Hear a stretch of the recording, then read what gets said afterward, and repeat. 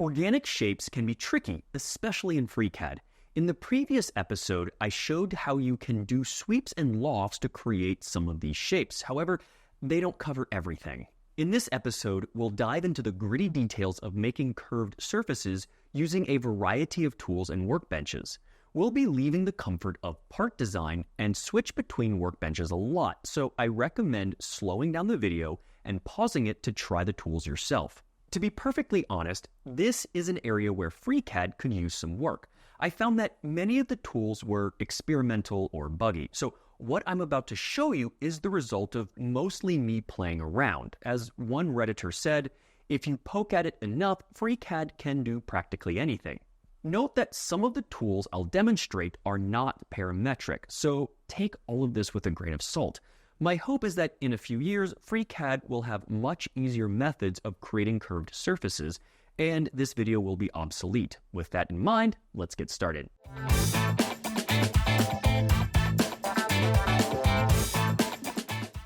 We looked at the Curved Shapes workbench in the last video for creating advanced lofts and sweeps. Now we'll see how to manually create curved surfaces using a variety of tools and combine them into a single solid. I will show you a few ways to create curved surfaces, but I found that the Gordon surface from the Curves workbench is probably the easiest to use.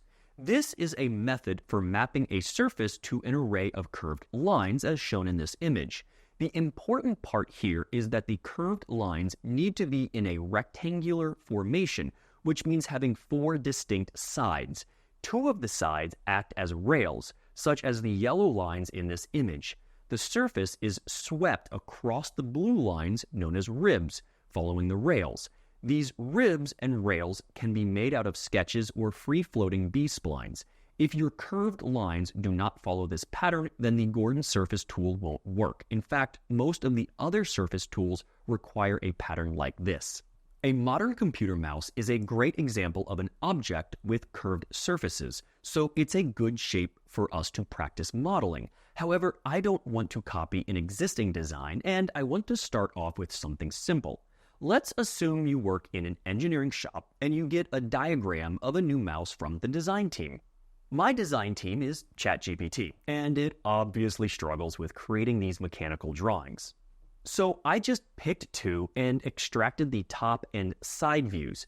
These obviously aren't the same mouse, but it should be good enough to demonstrate how to create such a shape from different views.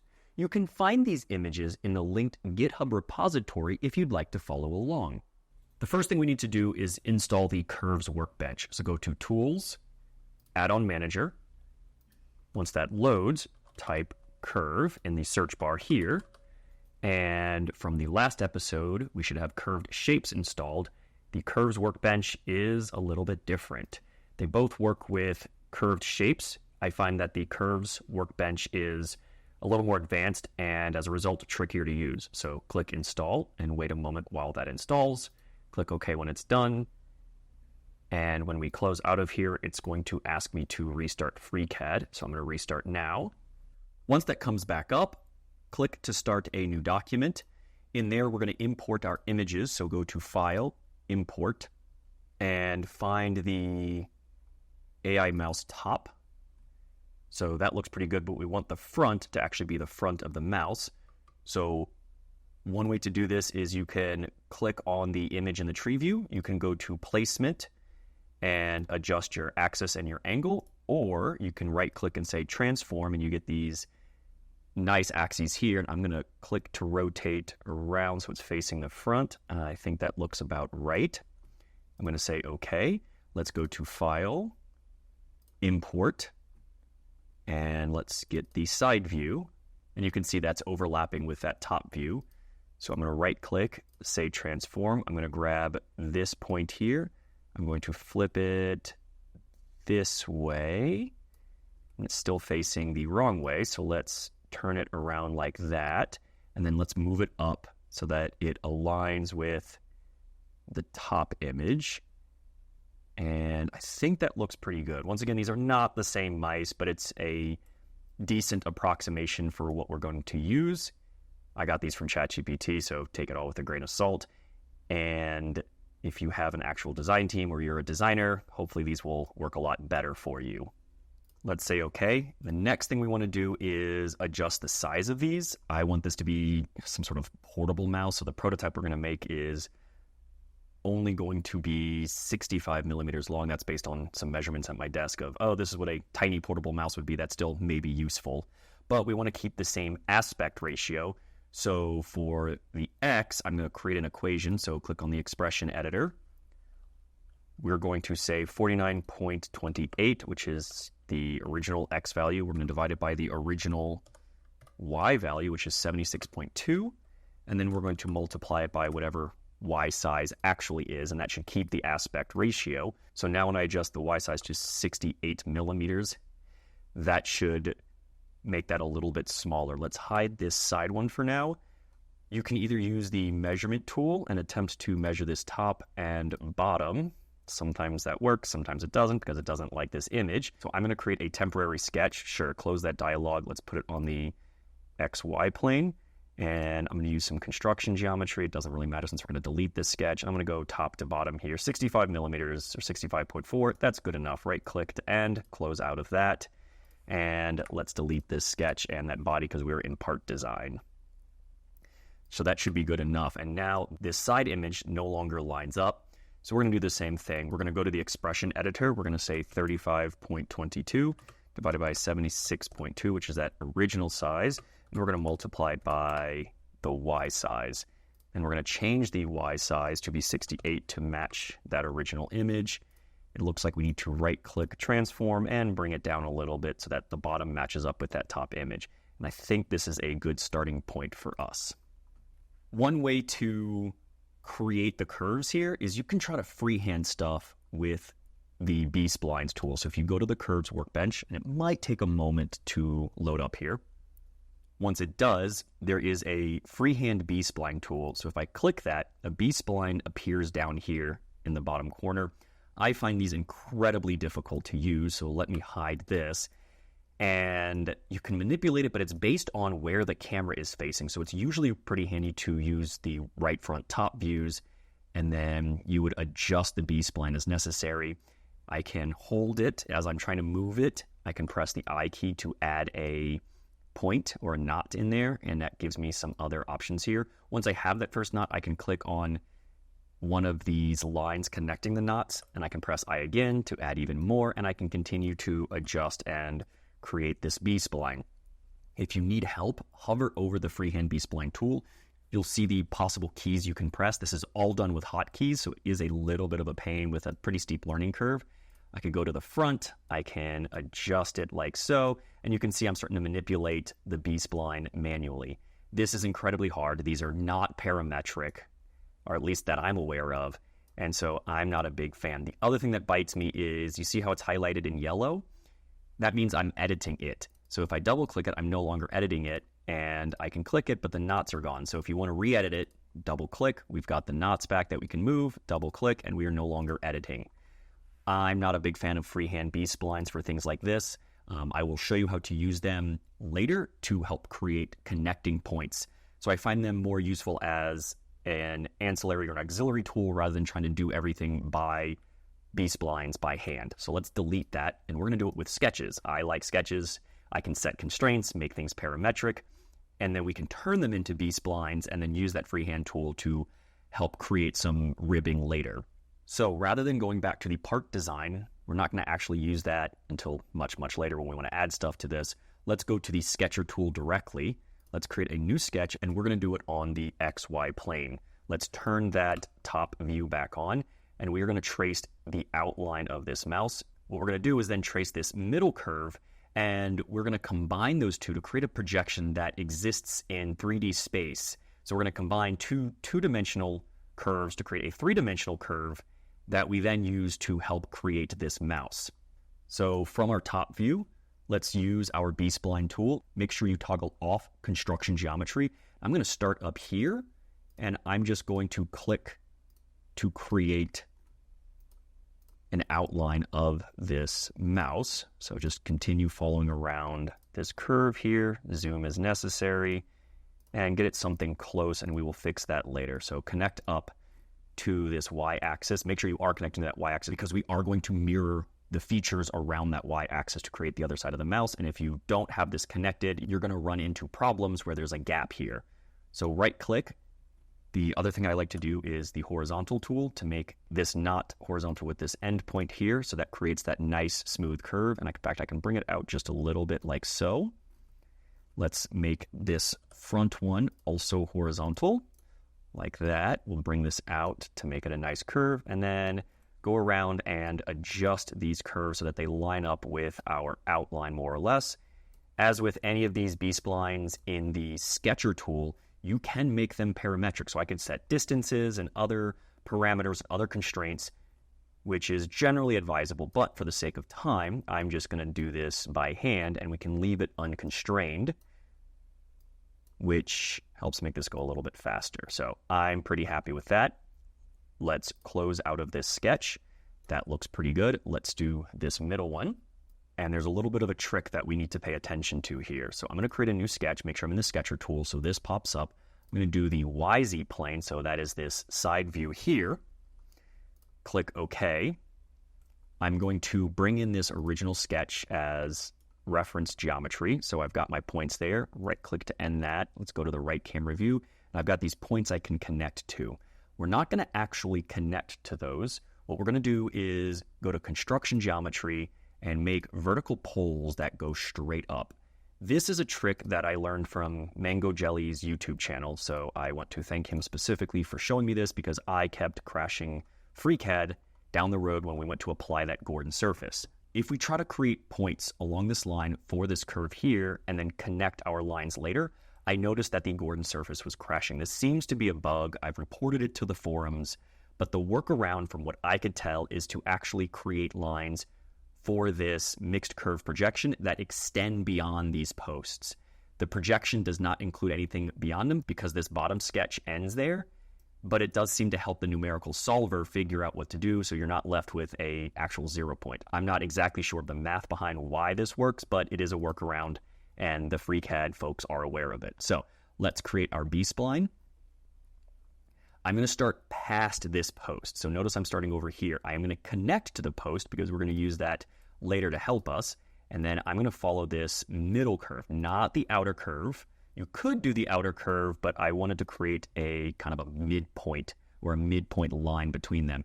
And then I'm going to come down and then I'm going to actually curve it like so. That's good enough. We're going to fix that in a minute. And then go past the line. Right click to end the tool. Right click again to exit out of the tool mode. And then I'm going to bring this out and get these knots in some fashion that is amenable. And it looks like there's a symmetry. And it looks like there's a symmetrical constraint here. I'm not sure when or why that added. So I'm going to scroll down on my constraints. I'm going to find that symmetry, delete that. So now I can actually move this around. What I really want is concentric that attaches this point to this line. Let's right click. We're going to end that there. And then from this, what I want is this to hit this at a right angle. And in order to get that to work, what I probably need is not an endpoint, but a knot to sit there. So let's actually get rid of that constraint we just added. I'm going to move this out here. I'm going to use the concentric tool to constrain that point to that line. Right click to end. And now I can adjust this point. What I want to do, I believe, so if I make those horizontal, that's probably not what I want. Oof, this is a little tricky. And I should be able to delete these points if needed. There we go. I need to bring this down, and I believe I need to make that one horizontal. So I'm going to use the horizontal constrain tool. I'm going to make that horizontal with that. And I'm going to bring it out some. So these two may also need to be horizontal. So all we're trying to do, there we go, is get this line to be horizontal with that. And then I'm going to bring this, kind of doesn't matter where this goes because it's going to extend beyond. So I want this nice slope like that for this line. And then somewhere on the back of the mouse. So let's bring this down a little bit. That's probably fine. And then something like that. So I want this curve to come around. And you'll see what happens when we create the mixed curve and why we need that. This is fine going past it like that. And let's adjust this middle curve like so. And I'm pretty happy with all of those. Okay. Let's close out of that. I'm going to hide our two images, and we're going to create a projection of these two curves to create a curve in 3D space. So let's go to our Curves Workbench. From there, select both sketches that we just created, and we're going to use this Mixed Curve tool. So click that, and you'll notice it creates this projection. It exists in 3D space. And I find this a very, very helpful tool when creating these complex organic shapes. If I turn both sketches back on, I go to the right view, you can see it lines up with that first one, and it left off the parts that we extended beyond those construction geometry posts. Similarly, if we go to the top view, you see it lines up with our sketch there. This is also parametric, which means if I go back and adjust any of the sketches, this mixed curve will update with it to follow those lines. So this is a very useful tool. It maintains that dependency on those lines. Let's hide those sketches. And what I'm going to do is right-click on that mixed curve. I'm going to go to Appearance. I'm going to select Custom Appearance. That's not actually what we want. That's for the object. I want Line Color. Let's make that like a bright blue or something. There we go. That one looks pretty good.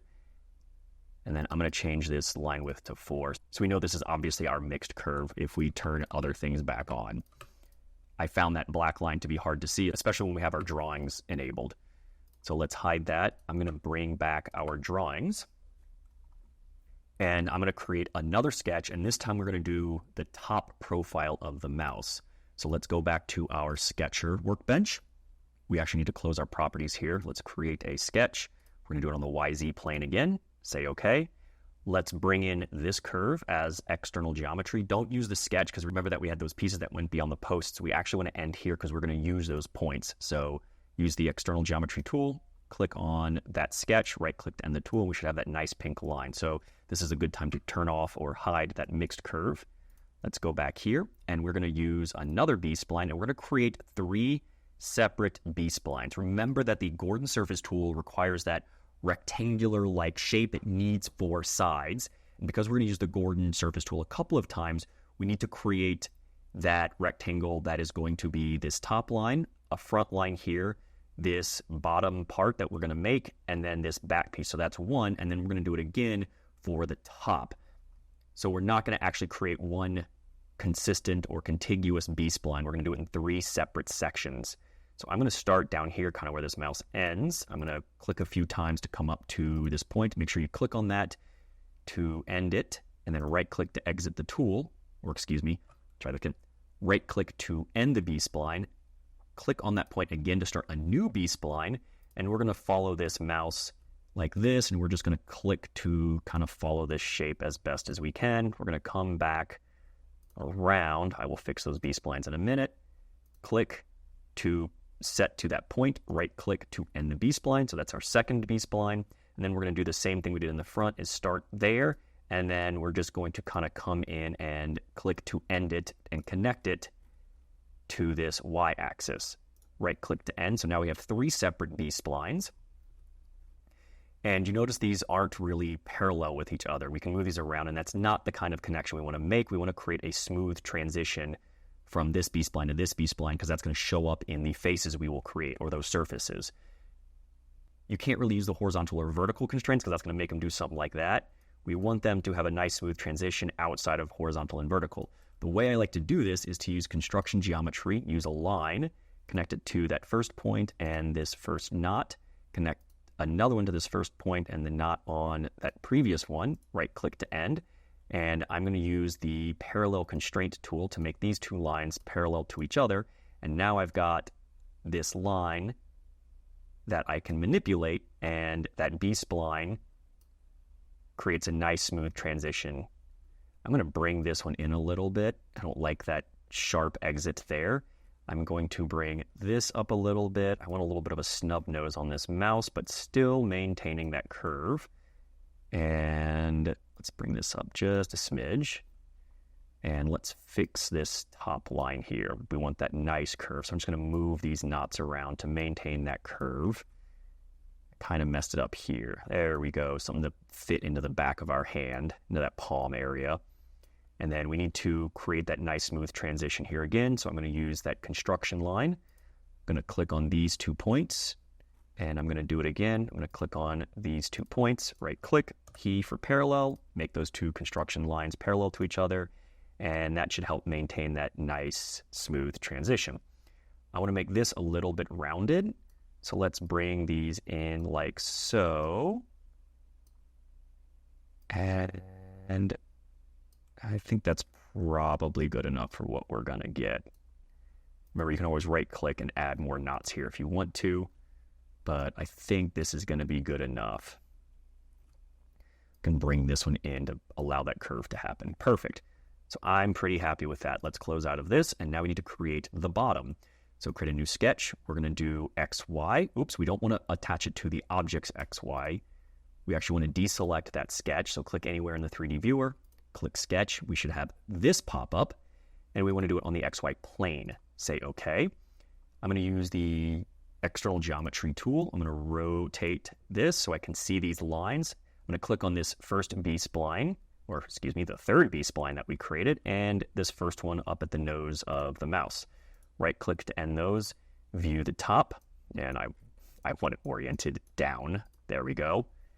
And now I have a working area with these points that should connect to that profile view. So go back to regular geometry, click on B-Spline, and I'm just going to create something like an oval here. This is going to be the flat area under the mouse where we can house our electronics. So make sure I connect to those external geometry points, right click to end, and right click to exit the tool. So I'm going to bring this in. I'm going to bring this one up a little bit. We do want to use the horizontal constraints tool so that we create that nice smooth transition when we mirror these features. Let's click on that one so that those are now horizontally aligned, and move these around so that we have some space under the mouse to, say, put our electronics and the sensors. Let's move this one out a little bit so it follows that. There we go. Pretty happy with that. And move that out just like that. Okay, I'm pretty happy with that. Let's close out of this. We're going to turn off our images. We're going to hide those, but let's bring in back that mixed curve. And now we have a good starting outline to start constructing this mouse. We need to create a ribbing here, otherwise it's just going to be flat across here. Maybe that's what you want, but I want to try to make this something like a modern mouse and create like a thumb groove here. You can do it with a sketch using the methods I just showed you earlier. You can bring stuff in as external geometry. You can create a sketch, and that can act as ribbing. You'll need to convert it to a B-Spline, which I'll show you in a minute. But I want to show you how you can use B-Splines, the freehand B-Splines, to do this a little more quickly, but just note it's not really parametric. Let's click down to the Curves Workbench.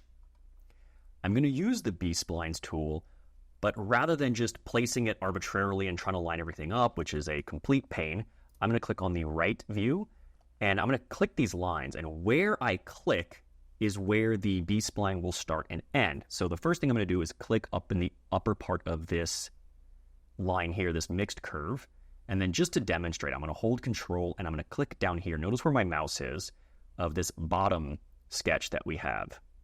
Then I'm going to click the Freehand B-Spline tool, and it's going to create a B-Spline that connects those 2 points that I clicked on. And these are actually connected to these lines, which is very helpful for what we're trying to do.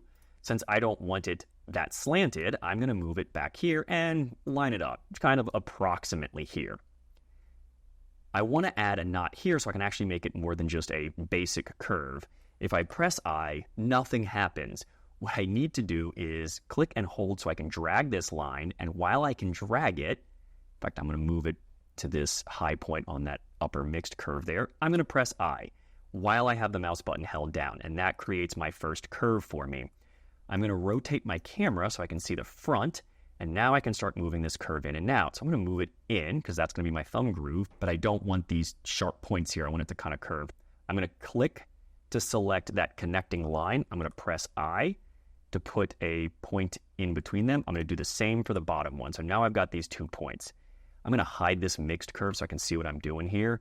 And I'm going to kind of move these up and make this thumb groove ribbing. I'm going to move these down a little bit. I want that thumb groove to be kind of big. I want to create a smooth transition where this line is vertical. And then this can just come down to the bottom of the mouse like so. And then we've got the thumb groove in here. Move it out a little bit like so. I think that looks pretty good. Let's bring that mixed curve back in. And I'm going to double click. Don't forget, if this B-Spline is highlighted in yellow, that means we're in edit mode. So I'm going to double click to stop edit mode. Now we have this ribbing, and you can feel free to add other ribs if you want to, say, have the finger groove stop here, or make it deeper or shallower on the back, whatever you'd like. You can keep adding those. Or, as I mentioned, you can do this with sketches as well, which might actually be easier, but I wanted to show you how to do it with that B-Spline tool. One of the things I learned is that this Gordon surface, this tool right here, that we're going to try to wrap around this side of the mouse, it does not work with sketches or parts of sketches. It only works with B-Splines, which includes things like this freehand B-Spline we added and this mixed curve. When we created this mixed curve, the Curves Workbench considers this a B-Spline object, even if it is a parametric projection of the two sketches. We can turn sketches into B-Splines. In fact, we can turn parts of sketches into B-Splines, which is exactly what we're going to do. To do that, click on this front part of that profile sketch we created. So just this B-Spline from that sketch is highlighted, and we're going to use join curves. Now you can control click and add other sketches or other parts of sketches, and that will create one B-Spline, but we can just use one, click on that tool, and you get a one B-Spline. Notice that purple peeking through. So if I hide that sketch, you see we now have a B-Spline object. That is exactly where our sketch was. And I believe these are parametric, or they are dependent on that original sketch. So if I change the original sketch, this should update as well. I didn't check that, but I believe that is the case. Let's turn that sketch back on. We're going to do the same thing with this back one. So highlight it, click on it, select join curves, and we are done with that sketch for now. So hide that sketch, and we've got these two here. And then I'm going to click on this bottom sketch, and I'm going to click on join curves and then hide that bottom sketch. Now we have all of the parts of sketches in the B curves that we want, and this should work for our Gordon surface. To use the Gordon surface, we're going to first click on this mixed curve, then we're going to click this other rail below it, and then we're going to click on our ribs. So I do believe this order matters. So let's click on this first rib, the second rib, and the third rib. And then we're going to click on the Gordon surface tool. With any luck, that should create a nice surface that follows those ribbings along those guide rails, which is very nice. If you get an error, or FreeCAD hangs and you have to restart it, you want to double check to make sure that these points on your corners are actually connected. From my experience, when we created this mixed curve with that profile view, that profile sketch that went beyond this post, you needed to do that part where it goes beyond the post. Otherwise, I believe this point doesn't actually line up. It's like very, very close, but doesn't line up, and there's no way to make it attached to this sketch. So that's why we went beyond that post, is to make these points line up. There's a little bit of luck involved. The tool just works for these curves, and you need to make sure that everything is a B-Spline in the Curves Workbench, which means using things like the join curves or split curves to turn any sketches into those B-Splines. I find that this is probably the easiest way to do it, but there are other methods. I demonstrated a fairly easy method of creating a curved surface over some splines using the Curves Workbench. However, this workbench is still fairly experimental, at least in version 0.22, so don't expect it to work all the time for you. As with anything in FreeCAD, there's more than one way to accomplish a goal. I'm going to show you several possible methods to create a curved surface and ways in which those methods can fail. In the end, we'll get a surface that works for the purpose of creating this mouse prototype. But the lesson here is to try different things to see what works, and understanding how to use those tools can help a lot. Now we are going to work on the top part of the mouse, and this is a little bit tricky because we want to create some ribbings. You can do it with freehand B-Splines, but I'm going to show you how to do it with sketches. And the trick here is, rather than doing sketches on the XY or YZ or XZ planes, we want to rotate those sketches to be normal to where these ribs are going to happen, so we can create kind of a profile view of each of the ribs. To start, let's hide our Gordon surface. Let's hide the curves underneath it, so we just want that mixed curve. Let's hide that one as well. And we're going to want to show that top curve. We want to define this top across these kind of points here, so we'll create our ribs. Then we're going to create some temporary B-splines. So let's go from this point to about this point on that top. So I'm holding Control and clicking that second one. So when I create that B-spline, it appears between those 2 points. And we can kind of adjust this point as needed. We want to keep those as lines. We don't actually want to make those curves. This is going to be where those finger grooves happen for our mouse. Next, we want to go to the extents here. So let's click on this and click on that line. We'll create another temporary B-spline there. And feel free to move this as needed. And then let's do this back rounded part for the palm of our hand. So let's click on that B-spline and then somewhere over here. So Control click that, create a B-spline, and we'll make it something like this. So we're going to, let me click to actually place that. There we go. I don't want it there. I want it to be pretty straight like so. Okay, I'm happy with that. So double click to exit, and we should have these 3 connecting lines. And feel free to manipulate these if you want to try to draw out the finger grooves and the rounded areas. You can try to do it by hand, but I'm going to show you how to do it with sketches. We want to create planes to attach sketches to each of these ribbing points, but we want to be able to sketch not in, say, the YZ plane like this. We want to actually sketch normal. And to do that, we can attach the sketch to 3 points to create a temporary plane. But we need to create those 3 points to begin with. So we're going to go to our sketcher tool. We're going to create a sketch, and we're going to do it on the YZ plane. So now we're looking at our splines here. Let's bring those in as external geometry. Right-click to end that. In fact, I'm not super happy with the fact that this one's straight up and down. I actually want it to go kind of normal out this way. And I kind of want to do the same. So I want to do it this way, and this way. So let's close. This is a good test to see if these are actually parametric. Let's double-click to edit that first spline. Go to the top view. And we're going to bring this down like so. Double-click to exit that one. Let's double-click to start editing that one. Let's bring this one up. I believe it's like that. So click to exit that. Double-click to end. Go back into our sketch. Much better. So that's what I'm looking for. And that reference geometry did actually stay. All we're going to do here is follow that reference geometry. So hide those B-splines. Use the line tool to create some lines connecting those projections of the B-splines onto this YZ plane. Right-click, and so you can see how those just kind of float in space along that YZ plane, and we can bring those curves back in. Now we kind of create these triangles. So let's close, and now we should have our 3 points. So we have a point here, a point here, and a point here to create our plane that we can now draw on. So this is just temporary geometry that we're going to be using. If you'll notice, the points here are freaking tiny, so I actually want to make these a little bit bigger. So click on this B-spline. We want to right-click and say Appearance. Scroll down to where we see point size. I don't know, make those like 8.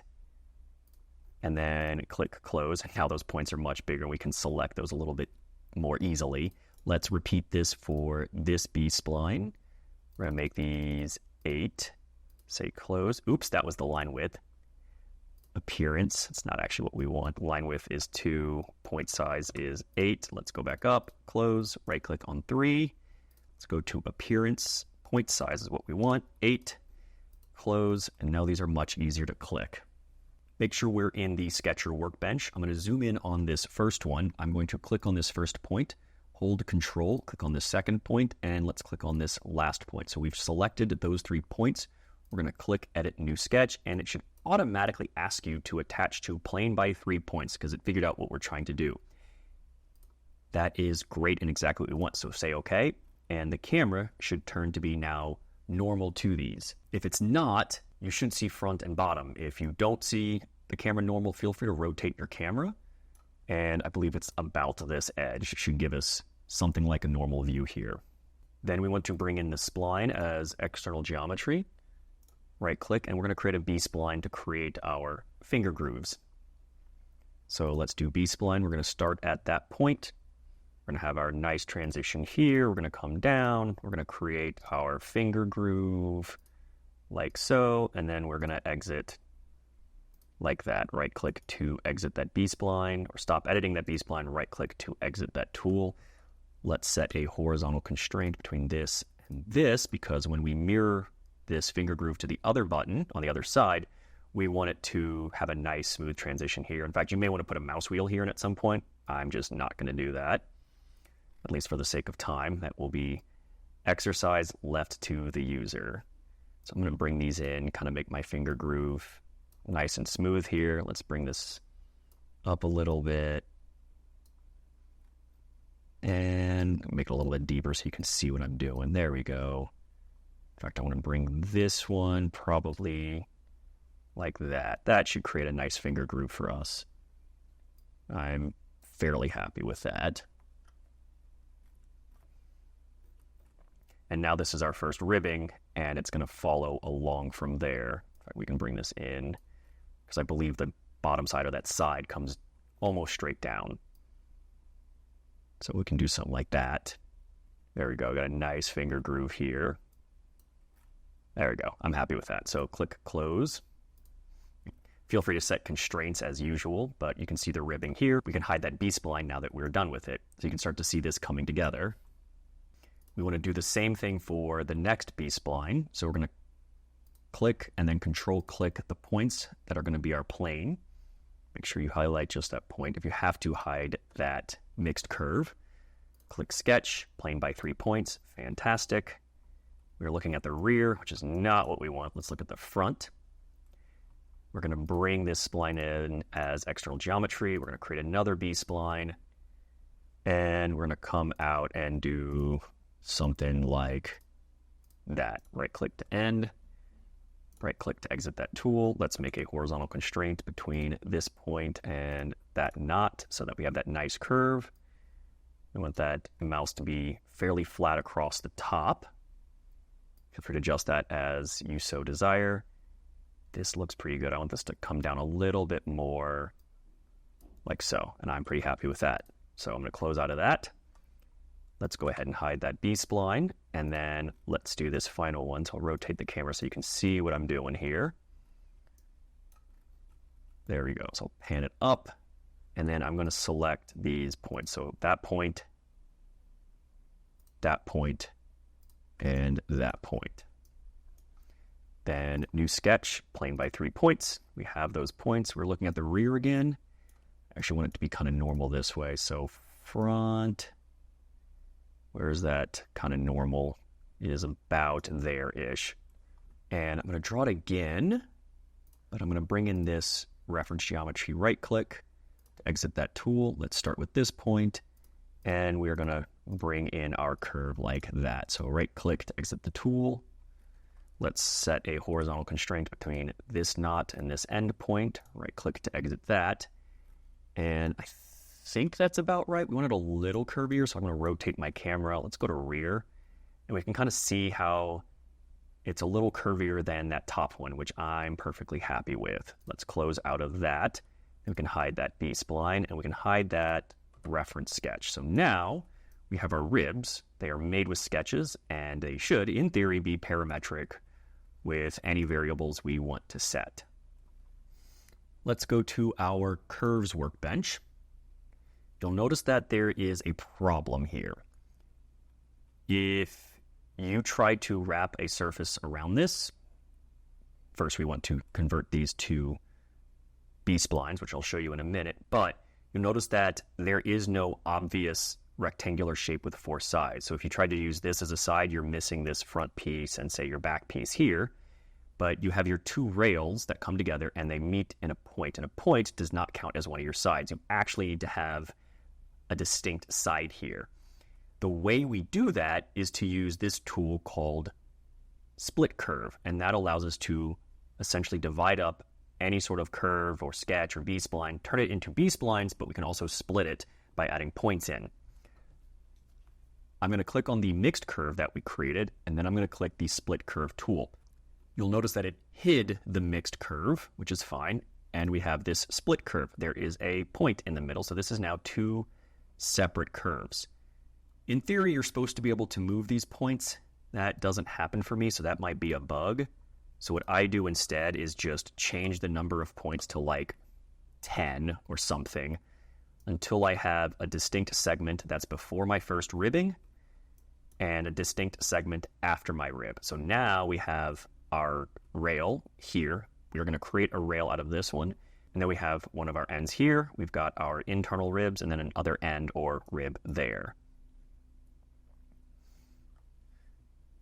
To convert this into one rail, what we then want to do, I'm going to click so you can see this line. I'm going to click and then I'm going to control click and select each of my rail points along here. Don't select the end points because if you have overlap of any of your segments, you will find that the tool fails. And then I'm going to use that join curves again to create a single line.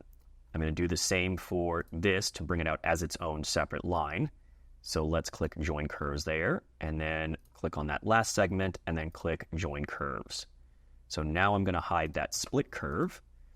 Now we have this very nice rail along the top. We've got our ribs, including the end one and the beginning one, and then this rail along the side here. And then from this point, we are ready to see if our Gordon surface works. From here, note that there are a number of ways to create curved surfaces. We showed you the Gordon surface. If that works, that's amazing. In fact, I'm going to probably end up using that. So if we go to part, you can use something called a ruled surface. I'll show you here. So if we click these two rails, we'll create a ruled surface that's flat across those. It doesn't include any of our ribbing that you can see there. If we go to the Curves Workbench again, select our ruled surface, control click each of the ribs here, and you can say sweep between two rails, and sometimes this gives you a decent sweep. I might have forgotten to select my last rail, so I'm going to control click each of these again. Control click that rail, that rail, that rail, and the bottom rail. So with all of those selected, let's sweep again. That looks better. We've got the biggest problem I see is you've got this point right out here, and that's an issue. Sometimes this works, sometimes it doesn't. It's a little tough to tweak this. So with that selected, you'd want to say approximate, and it would create a surface across it. And if I click it, I am fully expecting this to crash. So make sure you have saved your work, which I have done. And yep, it is crashing. So you would just use your task manager, right click, end the task like you would for any operating system. As I mentioned, this workbench is fairly experimental. And so you always want to save your work and be careful with it. Now that we've reopened our project, we're back to this point, and I'm going to go into the Curves Workbench, and let's see if the Gordon surface works this time. I'm going to click and highlight my rails, and then control click to select all of my ribs, and let's try the Gordon surface. All right, if the Gordon surface works, it's probably the easiest one to use. I'm not a big fan of these finger grooves that kind of go out to the sides here, so I would probably create another ribbing here. But this is a good first start for our mouse prototype. Now let's turn on that first Gordon surface. We will hide all of those sketches. This looks pretty good. We want to go to the Part Workbench. And one of the things you'll notice, if we zoom all the way in here, there is a gap here. That's going to be a problem when we go to make this a solid because it needs to be fully enclosed. And making something into a solid like this is a somewhat complicated multi-step process. So the first thing I'm going to do is try to make sure there's no gaps here. Sometimes it will just work, sometimes not. I found that you need to close those gaps. So select that first face, hold Control, click on that second face, and then click on this Join Objects tool. That should give us a connect object here that is a combination of those surfaces. So if we zoom in, looks like we still have a gap, so we can play with this tolerance value here of that Join Objects tool. And I made it 0.01 millimeters. And yeah, that's fine. That looks like it handled those gaps just fine. And what about down here? Yep, that's still good. It's closed. And you can always play with that. If you have issues later, play with that tolerance value. So now that we have that, we can click on that. That should highlight both sides of it. We're going to mirror, and we're going to mirror across the YZ plane. And that should give us something of a mouse prototype. From here, we need to make a bottom. So let's highlight these two edges that we have created. And we're going to use the ruled surface because it just needs to be flat. That's perfectly fine with us. That's going to hold our electronics. And you see there's still a bit of a gap in here. So you can try to join those objects together. In my experience, that's not needed for this step. So it's a little bit of poking around and playing around with which tools are needed in order to make the thing work for you. What I'm going to do is first turn this into a shell. So shell is just a collection of surfaces that's enclosed.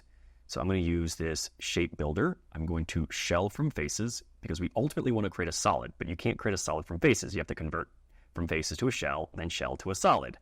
So with that selected, I'm going to control click each of the faces. Now that I have those, scroll down, click create. You should have a shell in your tree view. And let's close out of this. Let's shift and highlight these. Let's hide all of those. So now we have our shell. Let's click the shape builder again. We're going to create a solid from shell. Before we do that, I'm going to zoom in, and you can see that that gap we created for the ruled surface pretty much just closed in when we created that shell. And sometimes it works and sometimes it does not. So let's create solid from shell. Click on our shell, click create. We should have a solid down there. Hide the shell, and we are making progress. From here, close your task, click on the solid, go to part, and we want to check geometry. Leave everything as default, and click Run Check. If you see any errors in here, then you will need to go back and fix them. That's probably a gap between some of your seams. You can try using the Connect tool. You can try turning stuff into shells or solids and see if that closes all of your gaps.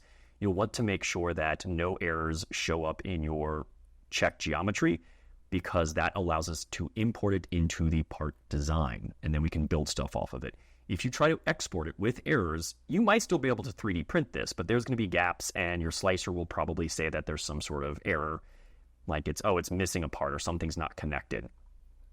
I find that it will often 3D print anyway, and that's probably fine. But if you try to bring this into part design, which you're going to do now, that won't work. So let's close this. This is pretty good. And I'm going to adjust my view like so. And I'm going to save my work. Let's go to part design. Now what we can do is we can create a body. You could also use the clone object. And we're going to drag that solid into our body. We should have a base feature here. And that should, in theory, allow us to start designing stuff with this. So, for example, in theory, I should be able to click on that face, create a new sketch. Let's create a circle. Maybe this is an old school mouse ball that goes about there. Right click, close, and I should be able to pocket it. Hooray! So now I can actually start designing with part design again with ways that we learned earlier in this series. So I'm going to cancel that. I'm going to get rid of the sketch because I just want to print the mouse like this as the body here. Let's hide all of our previous work. So I'm going to shift click all of those, and we're going to select create group, and that created outside of that body. So I'm going to drag all of this stuff into that group. That just keeps it nice and organized for me. I'm going to select rename, and I'm going to change this to mouse solid. So now the body of this part design object is still derived from the solid in here, but we've kind of frozen that in time, and now we can start designing stuff on top of this using other methods, however you so choose. And like usual, I can select this body, I can say File, Export, and I can 3D print this. I went ahead and printed this design so we can see if it really worked. It's small, but I made it that way to save on filament and printing time. We can always just say that this is a travel mouse or some such.